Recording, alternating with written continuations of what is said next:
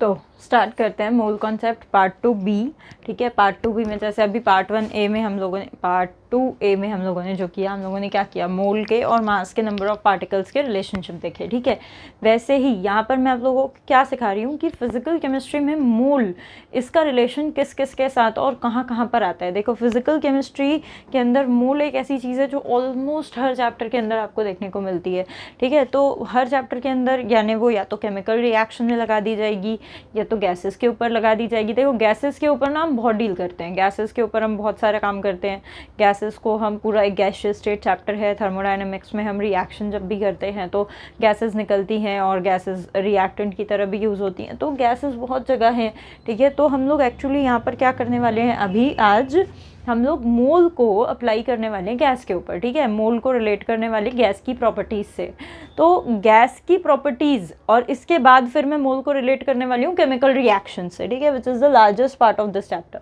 मोल का chemical reactions के साथ क्या रिलेशनशिप है, अभी फ़िलहाल बताऊंगी कि मोल का गैस के साथ क्या रिलेशनशिप है। ठीक है, तो देखो, केमिस्ट्री में ना जब भी हमको गैस के ऊपर बात करनी होती है तो एक बहुत ही फेमस ट्रेंडिंग इक्वेशन है। जब भी आपको गैसेस के ऊपर कोई भी बात करनी है तो ये इक्वेशन ना आए ऐसी पॉसिबिलिटी हो ही नहीं सकती। 0.1 प्रोबेबिलिटी होगी, 0.1% प्रोबेबिलिटी होगी इस बात की कि भाई गैस की बात हो रही है और आइडियल गैस इक्वेशन नहीं आई। ठीक है, जब भी गैस की बात होगी आइडियल गैस इक्वेशन को वहाँ पर आना ही है, क्योंकि भाई वो तो गैस इक्वेशन ही है। ठीक है, अब आइडियल गैस इक्वेशन यानी ये वो इक्वेशन होगी जिस इक्वेशन को सेटिस्फाई करने वाली गैस आइडियल कहलाएगी। क्या ऐसा है? बिल्कुल ऐसा ही है, इस इक्वेशन को सेटिस्फाई करने वाली गैस आइडियल कहलाएगी। पर तुम्हें तो पता है आइडियल अरे यार वो नाम से आइडियलिटी वाली कंडीशन सिर्फ सपने में होती है। ठीक है, आइडियलिटी वाली कंडीशन सिर्फ सपने में होती है। I need to edit this. ठीक है, देखते हैं क्या है ना। आइडियलिटी वाली कंडीशन सिर्फ सपनों में होती है। ठीक है, तो नॉर्मली कोई भी ऐसी गैस, कोई भी ऐसी नॉर्मल कंडीशंस की गैस नहीं होगी जो कि PV = nRT को सेटिस्फाई करेगी। अब ऋषिकेश पक्का यहाँ सवाल पूछेगा कि मैम फिर why we are studying this, अगर ये किसी को सेटिस्फाई नहीं करने वाली है, किसी गैस के लिए बनी ही नहीं है, तो हम इसको पढ़ क्यों रहे हैं? अरे मेरे भाई, ठीक है, हर वो चीज़ है ना, हर वो चीज़ जो कि रियल लाइफ में सेटिस्फाई करे चीज़ों को, ज़रूरी नहीं है कि इस इक्वेशन को हर गैस नॉर्मल रियल लाइफ में सेटिस्फाई करे, है ना। ये इक्वेशन भी एक हिस्ट्री है, बिल्कुल वैसे ही जैसे हमारे बोर मॉडल और ये और वो सारी हिस्ट्रीज़ हैं। इसका जो एक डेवलपमेंटल फॉर्म है जो कि नॉर्मल गैसेस पे लग जाया करता है, वो भी हम पढ़ेंगे, बट वो हम यहाँ नहीं पढ़ेंगे ऑब्वियसली, वो हम पढ़ेंगे गैसियस स्टेट चैप्टर के अंदर। ठीक है, रियल गैसेस कहते हैं। तो नॉर्मल हमारी जो गैसेज हैं they all are real gases. ठीक है, और यहाँ पर हमें जो पढ़ना है it is ideal gas equation. ठीक है, और एक लॉ है विच इज़ एवोगाड्रोस लॉ। क्या है वो लॉ, वो भी देखूंगी, दिखाऊंगी, बताऊंगी। ठीक है, तो फटाफट से चलते हैं आगे, हेडिंग डाल लेते हैं।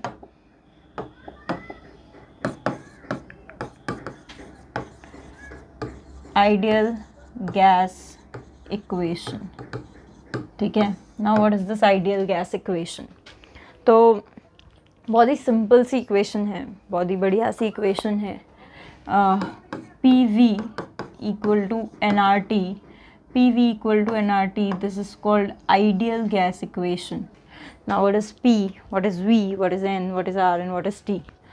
P जो है here, P is nothing but pressure of gas। Container में हम जो गैस लेने वाले हैं उसका प्रेशर है। ठीक है, अब आप सब जानते हैं कि गैस को आप कितने भी बड़े कंटेनर में रखो, इतनी सी जगह पे रखोगे तो भी आ जाएगी, इतने बड़े हॉल में रखोगे तो भी आ जाएगी और पूरा कंटेनर ऑक्यूपाई करेगी। ठीक है, तो मैं यहाँ पर V को वॉल्यूम है तो वॉल्यूम ऑफ गैस ना कहकर मैं वॉल्यूम ऑफ कंटेनर ही कह देती हूँ। ठीक है, N हम सबका दुलारा मोल है। ठीक है, किसका मोल, मेरा कि तुम्हारा? तो भाई गैस का। T जो है, T कहलाता है absolute temperature. Why it is absolute temperature? Ma'am इतना फैंसी नाम क्यों रख दिया, टेम्परेचर भी तो बोल सकते थे। चलेगा, पता चलेगा। ठीक है, ज़रा रुको, इस एक एक टर्म के बारे में हम बहुत डिटेल में पढ़ेंगे अभी, है ना। और R की बात करूँ तो R को कहा जाता है बेटा यूनिवर्सल गैस कांस्टेंट, एक तरह का कांस्टेंट है वो, गैसेस के लिए यूज़ करते हैं यूनिवर्सल गैस कांस्टेंट, वैल्यू होती है, हर कांस्टेंट की वैल्यू होती है, इसकी भी है, ठीक है। देखते हैं, मैंने बोला था हर एक टर्म को इंडिविजुअली पढ़ेंगे, तो एक एक टर्म को हम इंडिविजुअली पढ़ेंगे। सबसे पहले हम हेडिंग डालेंगे प्रेशर। सबसे पहले हम प्रेशर के बारे में बात करनी शुरू करेंगे, प्रेशर जो कि P से रिप्रेजेंट किया जाता है। आई होप ये ग्रीन कलर आप लोगों के लिए विजिबल होगा। Yes, it is visible. Okay, so pressure की अगर मैं बात करूँ, ये जो P है प्रेशर, ये क्या होता है? सो एवरीवन नोज कि pressure is nothing but force per unit area, force per unit area, ठीक है। फोर्स लगाया किसी पर, एक पर्टिकुलर एरिया के ऊपर, that is force per unit area. पढ़ा होगा यार, स्कूल वाली बातें हैं, ठीक है। यूनिट की अगर बात करें तो फोर्स का न्यूटन, एरिया का मीटर स्क्वायर, न्यूटन पर मीटर स्क्वायर या फिर पास्कल, ये इसके SI यूनिट्स होते हैं, ठीक है। ये इसके SI यूनिट्स होते हैं। ये तो हो गया वो प्रेशर जो अब तक आप लोग नॉर्मली पढ़ते आए हो। पर अब जो गैस के लिए प्रेशर की काउंटिंग होती है, ठीक है, वो ये प्रेशर वो इन टर्म्स में, इन यूनिट्स में मोस्टली नहीं होती। उसके लिए एक अलग यूनिट सिस्टम डिफाइन किया गया है जो कि एटमॉस्फेयर्स होते हैं, यानी कि एटमॉस्फेयर यानी हम जिसमें रह रहे हैं, ठीक है। एटमॉस्फेयर हम पे जितना प्रेशर लगा रहा है उस प्रेशर के हिसाब से हम गैस का या कोई भी प्रेशर जो है उसको मापते हैं, ठीक है। अब आप बोलोगे मैम कौन सा एटमॉस्फेयर, क्या है, क्या बात कर रहे हो, ये कहाँ चले गए आप, है ना, केमिस्ट्री पढ़ाने से कहाँ पढ़ाने चले गए आप? बताती हूँ, देखो, उस प्रेशर को कहते हैं एटमॉस्फेरिक प्रेशर। एटमॉस्फेरिक प्रेशर क्या है ये एटमॉस्फेरिक प्रेशर? तो भाई सीधी सी बात है, हम खड़े हैं यहाँ पर, एटमॉस्फेयर यानी ये जो एयर, ये जो गैसेस की लेयर्स हैं, आपको पता होगा अर्थ के अराउंड पूरा ऐसा एनवलप बना हुआ है गैसेस का, ठीक है। स्ट्रेटोस्फीयर और हेमिनोस्फीयर और पता नहीं कौन कौन सी स्फीयर, ठीक है ना। ऐसी बहुत सारी लेयर्स हैं किसकी, एटमॉस्फेयर की, गैसेस हैं, लेयर्स की, मतलब एनवलप है, गैसेस का कवरिंग है, ठीक है। हम भी उन्हीं में से एक लेयर के अंदर रह रहे हैं, ठीक है। तो ये जो पूरी की पूरी गैसेस हैं, ये सारे के सारे जो मॉलिक्यूल्स हैं, इनका भी मास है, ठीक है। इनका जो मास है उसको भी ग्रेविटी जो है, अर्थ की जो कोर है वहाँ से ग्रेविटी से वो खींच रहा है, ठीक है। तो वो जो पूरे के पूरे गैसेस हैं उनको जब क्या बोलते हैं, सेंटर ऑफ ग्रेविटी से अर्थ अपनी तरफ खींच रहा है, तो वो जो पूरी की पूरी गैसेस हैं वो ऐसे नीचे की तरफ आ रही हैं, और वो कहीं ना कहीं हम पे उनका प्रेशर लगना चाहिए, क्योंकि थोड़ी बहुत गैस तो नहीं है, तो बहुत सारी गैस है, ठीक है, मतलब बहुत सारा मॉलिक्यूल्स है वहाँ पे गैस का। तो वो जो प्रेशर हमारे ऊपर वो गैस के एनवलप, जो गैस के मॉलिक्यूल्स बना रहे हैं, that is nothing but atmospheric pressure. जैसे फॉर एग्जांपल ये हो गया हमारा धरती, ठीक है ना, ये हमारा जो क्या बोलते हैं, जिस पे हम खड़े हैं, क्या बोलते हैं, ज़मीन, ये आप खड़े हो यहाँ पे, ठीक है। ये हो गया आपके अर्थ का एटमॉस्फेयर, ये अर्थ के एटमॉस्फेयर में बहुत सारी गैसेज, ये सारी की सारी गैस मॉलिक्यूल्स जो है नीचे की तरफ खिंच के आ रही हैं, तो ये कहीं ना कहीं आप पे प्रेशर बनाएंगी। तो बस ये जो प्रेशर आप पर क्रिएट कर रही हैं वही कहलाता है एटमॉस्फेरिक प्रेशर। अब इस पे कुछ बच्चे बोल पड़ेंगे मैम कौन सा प्रेशर, हम पे तो कोई प्रेशर ही नहीं है पढ़ाई के अलावा, हम पे तो कोई प्रेशर ही नहीं है, हमको तो कोई प्रेशर फील नहीं होता, है ना। भाई वो इसीलिए फील नहीं होता क्योंकि आप उसी में अडेप्ट हुए हो, आप जब से पैदा हुए हो तब से यही प्रेशर झेल रहे हो, इसीलिए अब आपको फील ही नहीं होता। जैसे ये बिल्कुल वैसी ही बात हो गई कि भाई तुम पढ़ते लिखते नहीं हो और हम लोग कंटिन्यू चिल्लाते रहते पढ़ो रे पढ़ो रे पढ़ो रे पढ़ो रे। पहले तो प्रेशर फील होता था जब नए नए आए थे, अब क्या हो गया, अब हम अडेप्ट हो गए हैं मैम, अब हम अडेप्ट हो गए हैं, अब हमको फील ही नहीं होता, मतलब अब हम बेशरम हो गए हैं, कहने का मतलब रॉ लैंग्वेज में बोलूँ तो अब हमको आप लोगों के बोलने का प्रेशर फील ही नहीं होता, ठीक है। क्या कोविड, क्या ऑनलाइन, हमको पढ़ना ही नहीं है, पढ़ना लिखना ही नहीं है, छोड़ो कुछ भी बोलो, कितना भी बोलो। तो ये बिल्कुल वैसी बात हो गई, ठीक है। जैसे अब तुम्हें हमारे बोलने का प्रेशर फील नहीं होता, वैसे ही अब हमें एटमॉस्फेयर का प्रेशर फील नहीं होता। पर ये है कितना प्रेशर, ये कितना है प्रेशर, कैसे मेजर करेंगे इसको, क्योंकि नॉर्मली देखो हमने मास AMU में निकाला था, पर उसका भी जो नॉर्मल यूनिट था ग्राम और केजी, SI यूनिट्स जो थे, SI यूनिट जो था उसमें उसका कन्वर्जन निकाला था।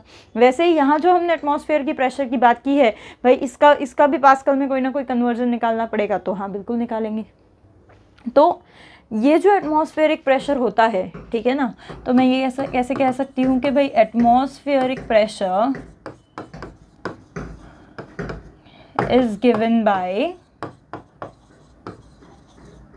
1 atm, उसे हम 1 atm कहते हैं, ठीक है, 1 atm कहते हैं। एंड 1 atm कितना पास्कल होता है, तो 1 atm 10⁵ पास्कल होता है, या न्यूटन पर मीटर स्क्वायर भी आप इसको कह सकते हो, जो कि एसआई यूनिट है हमारे प्रेशर की। तो आपको एसआई यूनिट में भी कन्वर्जन पता होना चाहिए, यानी हमारा एटमॉस्फेयर हम पे 10⁵ क्या बोलते हैं पास्कल्स प्रेशर लगा रहा है, यानी 10⁵ न्यूटन फोर्स लगा रहा है हमारे पर स्क्वायर मीटर एरिया पे, ठीक है। We can also say this. अब मैम ये प्रेशर मेजर कैसे होता है, तो भाई प्रेशर मेजर करने के लिए एक इंस्ट्रूमेंट आती है, बैरोमीटर कहते हैं उसको, ठीक है।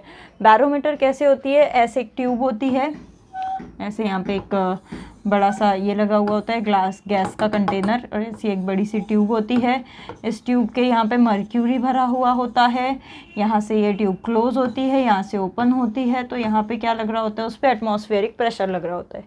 ये मर्क्यूरी की हाइट में चेंज आता है, और मर्क्यूरी की हाइट जो भी बढ़ती है या कम होती है, ठीक है, कम नहीं होती बढ़ती है, तो मर्क्यूरी की हाइट का जो चेंज है उससे हमें पता लगता है कि भाई कितना प्रेशर वहाँ पे लग रहा है, ठीक है। वेल इसकी अभी फ़िलहाल हमें ज़रूरत नहीं है, गैसियस स्टेट में बहुत डिटेल में बैरोमीटर टॉपिक है एक पूरा, है ना, विल टीच यू। तो ये बैरोमीटर में एक्चुअली जो मर्क्यूरी की हाइट होती है उससे हम लोग जज करते हैं, मर्क्यूरी की हाइट के टर्म्स में जज करते हैं। तो जो मर्क्यूरी की हाइट आती है बैरोमीटर के अंदर, वो mm के अंदर आती है, 760 mm ऑफ Hg का मतलब मर्क्यूरी, ठीक है। तो 1 atm प्रेशर कितना होगा, 760 mm, किसका, मर्क्यूरी की हाइट, 760 mm ऑफ मर्क्यूरी की हाइट, जितना प्रेशर हम पे एटमॉस्फेयर लगा रहा है। यानी कि अगर आप किसी ट्यूब में 760 mm तक मर्क्यूरी भर दोगे तो वो जितना प्रेशर अप्लाई करेगा उतना ही प्रेशर हम पे एटमॉस्फेयर अप्लाई कर रहा है, ठीक है। तो this can be also 1 atm का कन्वर्जन। आप mm को सेंटीमीटर में लिख सकते हो, 76 सेंटीमीटर ऑफ Hg, ठीक है। इसको इनफैक्ट एक और यूनिट होता है बार, सो 1 atm ये अप्रॉक्सीमेटली इक्वल टू 1 बार होता है, वो 1.0132 कुछ होता है, आई राइट इट एज 1 बार, ठीक है। और उसके बाद अगर मैं बात करूँ तो टॉर भी एक यूनिट होती है, mm ऑफ Hg को टॉर लिख सकते हैं, सो इट इज़ 760 टॉर, ठीक है। भांति भांति की यूनिट्स हैं, है ना, भांति भांति की यूनिट्स है जो भांति भांति की किताबों में पाई जाती है। आपको सारी की सारी पता होनी चाहिए, तो मैंने सारी ऑलमोस्ट लिखवा दी है। तो चलते हैं अब आगे, है ना। This is all about atmospheric pressure. Atmospheric pressure, ये कन्वर्जन्स याद होने चाहिए बेटा, इट इज़ वेरी इंपॉर्टेंट। जब आप आइडियल गैस इक्वेशन वाली क्वेश्चन सॉल्व करते हो तो आपको ये कन्वर्जन्स बहुत ज़्यादा इम्पोर्टेंस रखते हैं, ठीक है। फिर बात करेंगे वॉल्यूम की, जैसे ये तो हो गई प्रेशर की बात। प्रेशर के बाद बात करते हैं सेकंड हमारा जो चीज़ है which is volume. PV equal to nRT में वॉल्यूम भी आता है ना। तो गैस का अपना आपको पता है कि आप इतनी सी जगह पे भी रखोगे तो गैस पूरा वॉल्यूम ऑक्यूपाई करेगी, बड़े रूम में भी रखोगे तो उतना ही अमाउंट ऑफ गैस पूरा वॉल्यूम ऑक्यूपाई करेगी, क्योंकि गैस के अंदर जो है कंप्रेसिबिलिटी बहुत ज़्यादा होती है और उसके इंटरमॉलिक्यूलर फोर्सेस बहुत ही वीक होते हैं, ठीक है। तो यहाँ पर मैं कह सकती हूँ कि भाई वॉल्यूम ऑफ गैस जो है, गैस का अपना कोई वॉल्यूम नहीं है, volume of gas is volume of container. हालांकि रियल गैसेस के लिए ये वाली चीज़ सही नहीं है, जब हम गैसियस स्टेट पढ़ेंगे तब बताऊंगी, ठीक है। तो वॉल्यूम जो है कंटेनर में ही रहेगा, कंटेनर का ही रहेगा। SI यूनिट अगर देखो वॉल्यूम की तो वो है बेटा मीटर क्यूब, ठीक है ना, क्या है, मीटर क्यूब। बट नॉर्मली जो हम PV इक्वल टू nRT में उसको यूज़ करते हैं तो वो मीटर क्यूब नहीं करते, नॉर्मली हम लोग उसको यूज़ करते हैं तो लीटर यूज़ करते हैं। तो यू शुड नो दिस कि भाई 1 लीटर या 1 मीटर क्यूब कितना होता है, तो ये पता होना चाहिए, बहुत ही बेसिक चीज़ है, होता है 1000 लीटर, ठीक है। 1000 लीटर होता है 1 मीटर क्यूब। और इस तरीके से फिर हम लोग इसको और भी कन्वर्ट कर सकते हैं। 1000 लीटर होता है और लीटर को अगर मैं मिली लीटर में कन्वर्ट करने जाऊँ तो वो आ जाएगा 10⁶ मिलीलीटर, ठीक है। और मिलीलीटर को ही मैं सेंटीमीटर क्यूब लिख सकती हूँ, तो 10⁶ centimetre cube I can also write it as this. तो ये वाली भी जो कुछ चीज़ें हैं ये आपको पता होनी चाहिए, है ना। ये भी चीज़ें बहुत ज़्यादा काम में आ जाएंगी आप लोगों के, खासकर ये वाला कन्वर्जन। अच्छा, एक और यूनिट होता है जिसका बहुत ज़्यादा काम पड़ता है, डेसीमीटर, ठीक है। डेसीमीटर तो 1 मीटर क्यूब, लीटर को ही एक्चुअली डेसीमीटर कहते हैं, तो 1000 डेसीमीटर क्यूब भी मैं इसको लिख सकती हूँ। यानी यहाँ पे मैं 1 लीटर को 1 डेसीमीटर क्यूब लिख सकती हूँ, ठीक है। डेसीमीटर क्यूब भी बहुत ज़्यादा यूज़ आता है, तो ये भी एक यूनिट सिस्टम है, ध्यान रखें आप। Decimetre cube, metre cube, centimetre cube, ठीक है। बहुत ज़्यादा फ्रीक्वेंटली आपको कैलकुलेशन करने में, मतलब बच्चे यही गलती करते हैं। बच्चे कहाँ गलती करते हैं, तो बच्चे यूनिट्स में ही बहुत ज़्यादा मिस्टेक करते हैं। तो अगर आप ये सारे कन्वर्जन्स याद रखेंगे तो डेफिनेटली यूनिट्स में गड़बड़ नहीं करेंगे। तो प्रेशर बता दिया, वॉल्यूम बता दिया, मोल तो पता ही है तुम्हें, ठीक है। टेम्परेचर बता देती हूँ। टेम्परेचर वहाँ पर मैंने एब्सोल्यूट टेम्परेचर क्यों कहा था, क्योंकि एब्सोल्यूट टेम्परेचर मैंने इसीलिए कहा था क्योंकि वो है केल्विन स्केल वाला टेम्परेचर। केल्विन स्केल आपको पता होगा ना कि भाई के टेम्परेचर को हम केल्विन, फ़ारेनहाइट, डिग्री सेल्सियस तीनों में मेजर कर सकते हैं। केमिस्ट्री में मुझे जो चाहिए है, ठीक है, केमिस्ट्री में मुझे जो चाहिए है वो 99% केल्विन स्केल वाला टेम्परेचर चाहिए है, ठीक है। तो उसको मैं एब्सोल्यूट टेम्परेचर कहती हूँ। और टेम्परेचर इन केल्विन स्केल निकाल सकते हैं हम temperature in degree Celsius plus 273.15। Basically 0.15 की कोई इज्जत नहीं है यहाँ पे, ठीक है। हम इसको 273 ही लिखते हैं हमेशा। तो इस तरीके से हम केल्विन टेम्परेचर निकाल सकते हैं, ठीक है। फिर अब बात कर लेते हैं हमारे लास्ट यूनिवर्सल गैस कांस्टेंट की, the fourth one, universal gas constant R, ठीक है। कांस्टेंट है, ये एक कांस्टेंट है, सभी को पता है।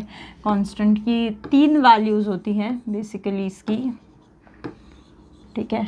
एक जो है वो होती है 0.0821, ठीक है, and the unit is ATM litre पर मोल पर केल्विन। क्योंकि R क्या होता है, देखो ज़रा, PV इक्वल टू nRT है, तो R क्या हो जाएगा, R हो जाएगा PV/NT। तो PV के ऊपर के यूनिट और नीचे N का मोल, टेम्परेचर का केल्विन। अच्छा, प्रेशर वॉल्यूम के डिफरेंट यूनिट हो जाएंगे और मोल टेम्परेचर का तो कांस्टेंट ही रहेगा। तो एक्चुअली प्रेशर और वॉल्यूम के डिफरेंट यूनिट्स के साथ इसकी 3 डिफरेंट वैल्यूज़ हैं। जैसे अगर मैं प्रेशर का ATM रख रही हूँ तो वॉल्यूम का लीटर रख रही हूँ, तो जो वैल्यू आएगी R की वो रहेगी 0.0821। इसे कैलकुलेशन ईजी करने के लिए मैं 1/12 लिख देती हूँ, ठीक है। 1/12 ATM लीटर पर मोल पर केल्विन। या फिर अगर मैं इसको मैं लिख देती हूँ 8.314। कब, अगर मैं ATM, इसको प्रेशर को ATM में ना लिख कर न्यूटन मीटर स्क्वायर लिख दूँ, न्यूटन पर मीटर स्क्वायर, तो वॉल्यूम मुझे मीटर क्यूब में लेना पड़ेगा। नीचे तो वो पर मोल पर केल्विन कांस्टेंट ही है, ये कैंसिल हो जाएगा। Newton metre is force into displacement, that is work done या एनर्जी, ठीक है ना। तो वो हो जाएगा 8.314, ये हो जाएगा जूल पर मोल पर केल्विन, ठीक है। एनर्जी के कैलकुलेशन में जब भी R की ज़रूरत पड़ती है तो we take this value, because यहाँ पे यूनिट क्या आ रहा है, जूल। तो यूनिट चेंज हो जाएगा तो R का वैल्यू चेंज हो जाएगा। इसको मैं 25/3 भी लिख देती हूँ for the sake of calculation, ठीक है। तो यूनिट देखना है, ठीक है। अब आप बोलोगे कि मैम मोल और केल्विन कभी चेंज नहीं होगा क्या, नहीं।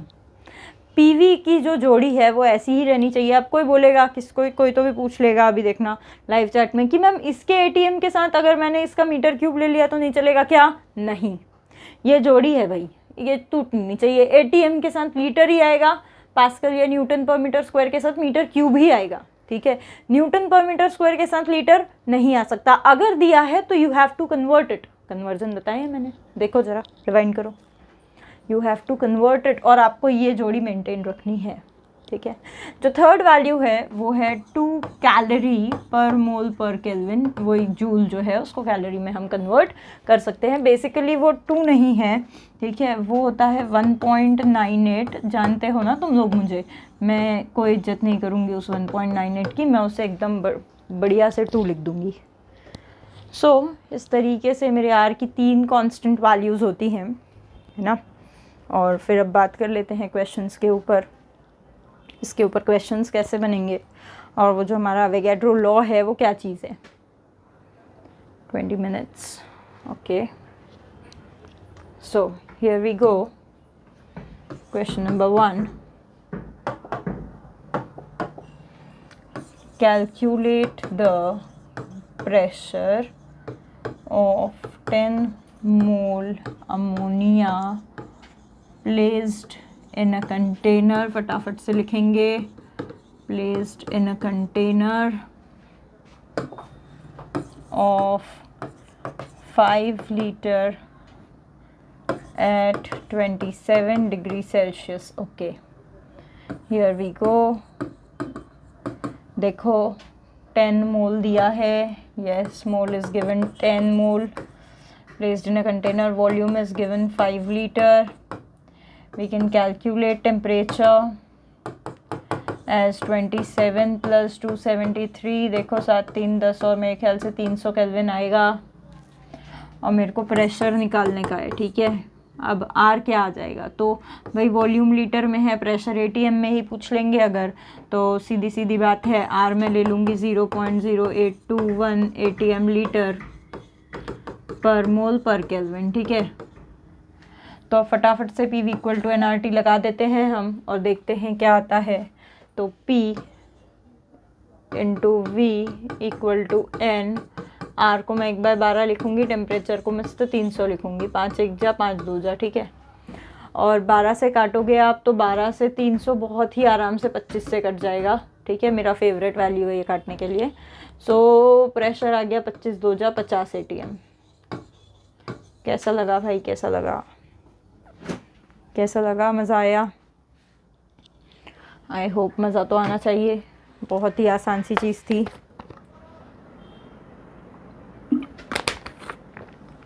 देख रहे हो आर की वैल्यू कैसे डिसाइड की है मैंने। अब अगला क्वेश्चन करते हैं इसी के ऊपर, देखो फटाफट से। कैलकुलेट द मास, लो भाई अब मास कैलकुलेट करो, किसका, मेरा नहीं हो पाएगा तुमसे। Mass of carbon dioxide gas, ठीक है, placed in a container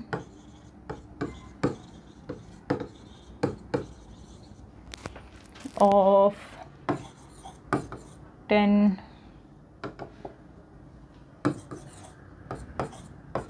metre cube, ठीक है।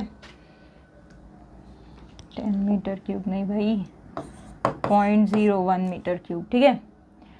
फिर एट 27 डिग्री सेल्सियस एंड या that's it.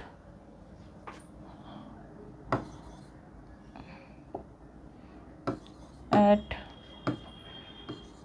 1520 mm of Hg pressure.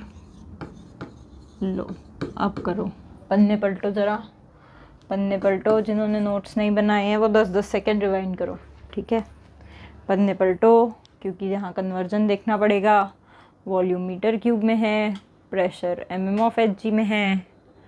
देखो क्या करोगे फटाफट से भाई। मैं तो इसको लीटर में कन्वर्ट करूँगी और उसको एटीएम में, ठीक है।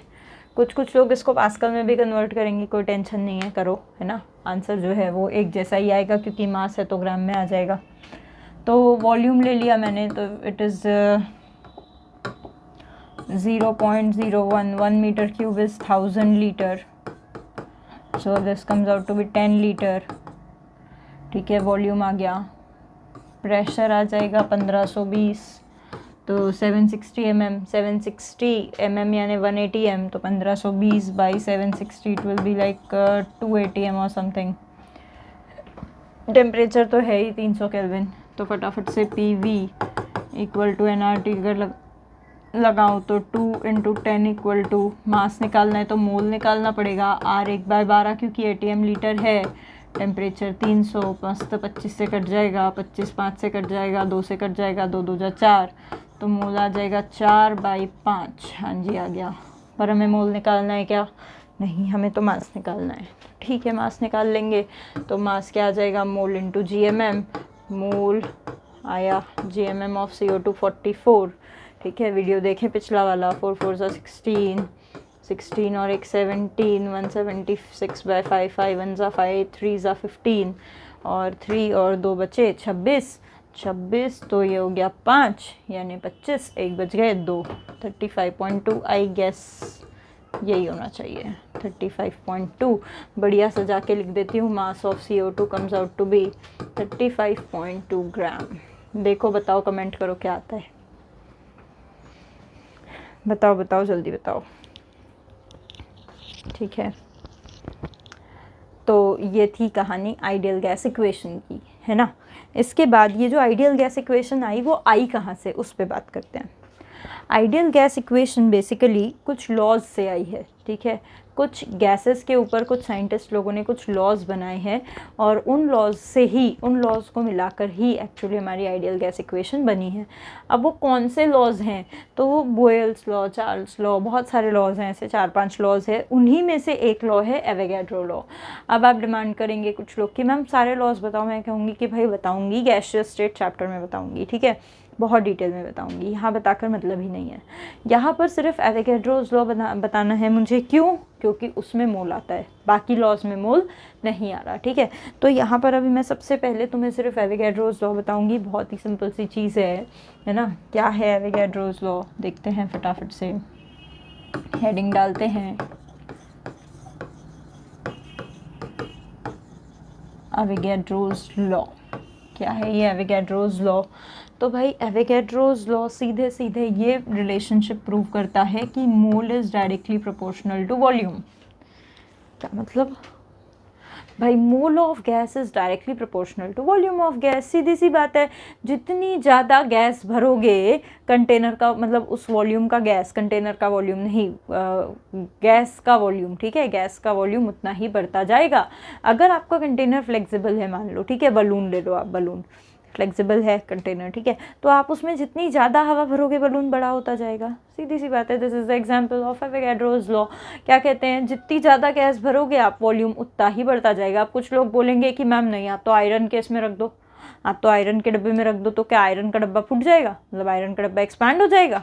तो भाई आयरन का डब्बा मैंने यहाँ पे ये कहा ही नहीं है एक्सटेंसिबल है, इनएक्सटेंसिबल है। मैंने वॉल्यूम ऑफ कंटेनर की बात नहीं की है, मैंने वॉल्यूम ऑफ गैस की बात की है।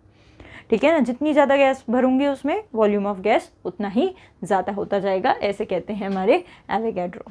ठीक है, और दूसरी चीज़ है कि एवोगैड्रो ये भी बताते हैं कि, पहले मैं इसको थोड़ा निपटा दूं, यानी प्रोपोर्शनैलिटी है तो मैं उसको KV लिख सकती हूँ, कांस्टेंट घुसा दिया मैंने। ठीक है, तो देयरफॉर मैं अगर फर्स्ट कंडीशन को रखूँ तो N1 इक्वल टू K1V1 रख सकती हूँ, सेकेंड कंडीशन के लिए N2 इक्वल टू KV2 रख सकती हूँ। ठीक है, अगर मैं इसे डिवाइड करूँ तो K कैंसिल हो जाएगा, तो मेरे पास N1/V1 इक्वल टू N2/V2 ऐसा एक रिलेशन एस्टैब्लिश हो जाएगा। ठीक है, बहुत ही लल्लू सी बात है ये, कॉमन सेंस वाली। हाँ, और एक चीज़ मैं कर सकती हूँ यहाँ पे, और एक चीज़ मैं क्या कर सकती हूँ, तो भाई यहाँ पर मुझे एक चीज़ इन्होंने बताया हुआ है कि अगर कंडीशन STP है, at STP condition, STP condition लगाई इन्होंने। अब व्हाट इज़ STP कंडीशन? तो भाई STP समझ लो, STP का मतलब होता है स्टैंडर्ड, T का मतलब होता है टेम्परेचर, P का मतलब होता है pressure. Standard temperature pressure condition, क्या कंडीशन है ये? तो यहाँ पर प्रेशर होता है 180 m और टेम्परेचर होता है 0 डिग्री सेल्सियस यानी 273 केल्विन। ठीक है, प्रेशर होता है 180 m और टेम्परेचर होता है 273 केल्विन। तो इन्होंने कहा कि STP कंडीशन अगर है तो कोई भी gas, any gas if taken 1 मोल, अगर मैं उसको 1 मोल ले लूँ, कोई भी गैस है और अगर मैं उसको 1 मोल ले लूँ तो वो ऑक्यूपाई करती है 22.4 लीटर वॉल्यूम। वो ऑक्यूपाई करती है 22.4 लीटर वॉल्यूम। कितनी गैस? भाई 1 मोल गैस। कौन सी कंडीशन पे?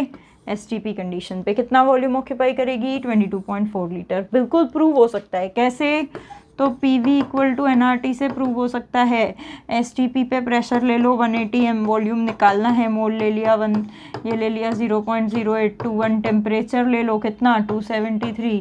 अगर आप इसे कैलकुलेट करोगे तो वॉल्यूम जो है अप्रॉक्सीमेटली 22.4 लीटर आएगा, अप्रॉक्सीमेटली आ जाएगा। ठीक है, PV nRT से प्रूव हो जाता है। इसको ही एवोगैड्रो ने अपनी कंडीशन में बता दिया।